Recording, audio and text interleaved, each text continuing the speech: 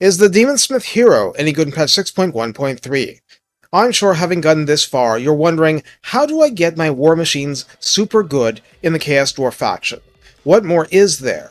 There's going to be a separate video on the lore of Hashut too, but for now let's look at the hero version of the Daemonsmith because they really are core to the faction. You'll see why soon enough. Recruited for a nominal 1000 gold and a less nominal 250 upkeep. On Ultra, he comes at 4048 health. Armor is 120, no shields, but armor is 120. Missile resistance 15% is standard, fire resistance 25% is more of a Chaos Dwarf thing.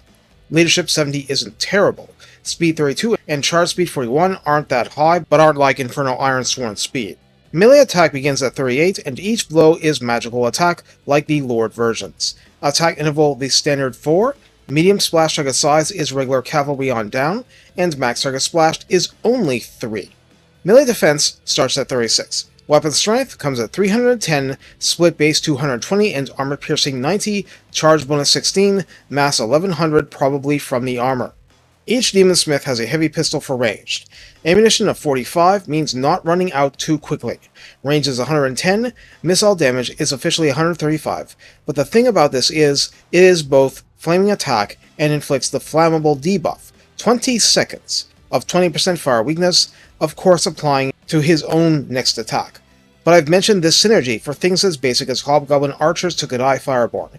Actual shots do base 22 and armor piercing 64 damage, but there's a detonation radius of 3 meters, and within that, 34 base and 15 armor piercing explosion damage. This accounts for the official damage figure because reload time is an even 10, total accuracy 20, calibration distance 100, meaning almost all of its range, calibration area 10 means there's quite a bit of spread, and 0 penetration. So it's basically a flaming grenade launcher with some added oomph if it actually hits someone directly. By default, this unit is immune to psychology, so fear and terror immune, and has the contempt attribute to keep the non-hired help in line. The hero is also fire whilst moving for what it's worth. And he fires forward, he is not a 360-degree firing god. On a Great Taurus, these cards aren't showing upkeep changes, ignore. Health sure did change to 6,676 health, armor lowers to 60, missile resistance 15%, fire resistance 35%. I'll let you know if something stands out, but leadership 70, speed 80, charge speed 93, melee attack 46, and flaming attack. On this mount, it is no longer magical attack.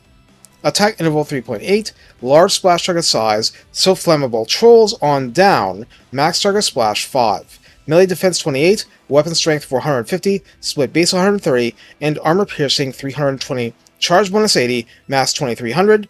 Nope, it's a straight down the middle, Great Taurus stat line, with the Daemonsmith able to cast spells and fire his grenade gun. Fear and Terror come as a package deal, and Blazing Body comes too. On a Lamassu, health 6,055, armor 60, missile resistance 15%, as expected.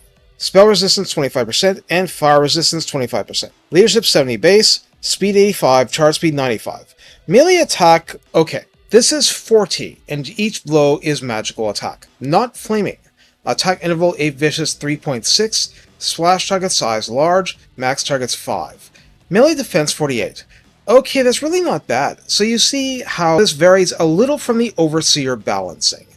Weapon strength 450, split base 270, and armor piercing 180. Charge bonus 40. Now that's 80 for the Overseers with Lamassu mounts. Mass 2300. Yes, the Bound Shadow spells are included, and Blazing Body is excluded, but you get Sorceress Miasma that inflicts silence for 20 meters around it upon your foes, and otherwise a Fear and Terror flying monster, and these are all siege attackers. Also, the Smith can get a Bale Taurus, and the Overseer cannot. Health 8,266, which is a big boost. Armor 70. Missile resistance 25% default, so that's a little higher. Fire resistance 35%. Same 70 leadership, but speed 90, charge speed 111. Melee attack begins at 56, and is flaming attack, and not magical. Attack interval 3.8, splash target size large, max targets 5. Melee defense 40 is pretty solid. Weapon strength 540, split base 140, and armor piercing 400. Charge bonus 80, mass 4000. Blazing Body returns, you get the Flaming Breath attack, and it's otherwise all the usual goodness. Finally done the mounts.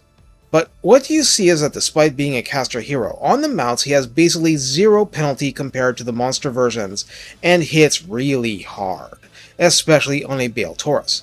And he can still shoot and scoot like that, and always could spell and scoot. As an embedded hero, this is a scouting hero, increasing your drop chance for a magical item after battle. The map passive is Spread Corruption, so actively increasing Chaos Undivided Corruption. The caster-style trio of agent actions is Steal Technology, Wound, and Hinder Replenishment, the latter still necessary when dealing with beat-up and or Chaos Attrition suffering enemy armies. Specialist, as usual, decreases the cost of these agent actions. The magic line is going to be according to usual, including Evasion and Arcane Conduit.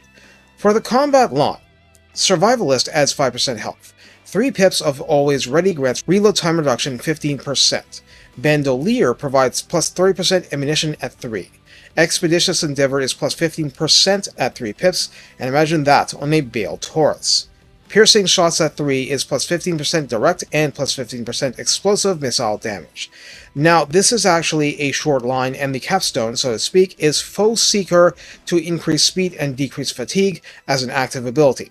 But with these mount options, that's awesome.